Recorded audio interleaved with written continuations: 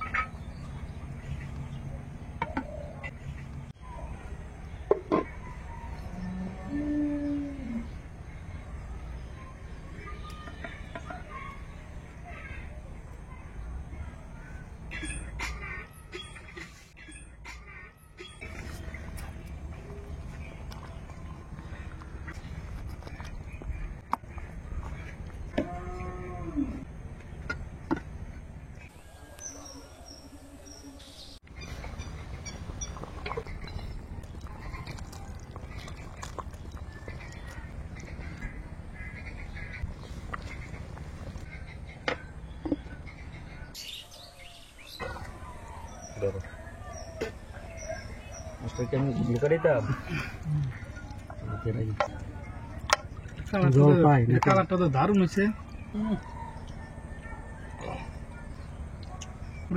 তেঁতুলের টক, হ্যাঁ সেই হয়েছে।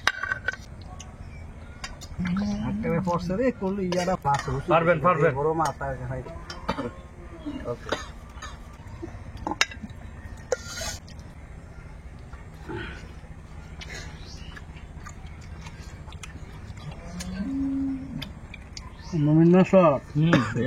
তেঁতুলের টক কি এত মজা? হ্যাঁ, মাথার ভিতরে টকটা ঢুকছে।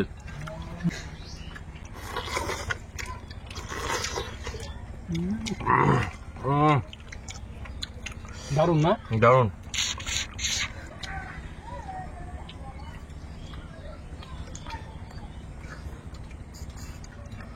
টকটা মুখে দিয়া দাদির রান্নার কথাটা মনে পড়ে গেল। দাদির রান্নার আজকে দাদির রান্নাটাই ফলো করলাম, ফলো করে রান্না করছি।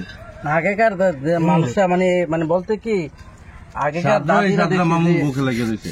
তেঁতুল দিয়ে কিন্তু অনেক টক পাক করতে, এখন তো তেমন একটা করে না। আগে বড় মাছের মাথা মানি তেঁতুল, তেঁতুল দেওয়া প্রত্যেকের বাড়িতে তেঁতুল গাছ থাকতেই। তেঁতুল জলপাই না অলবুড়ি কমে গেছে। অলবুড়ি তো নাই, মাঝে মাঝে টক না খেলে ভালো লাগে না।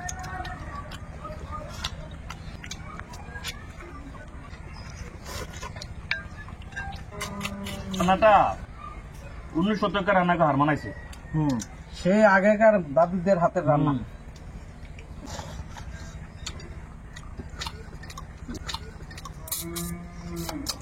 এই রান্না করতে জানলে বুঝছেন অল্প খরচও মজাদার তৃপ্তিময় খাবার খাওয়া যায়।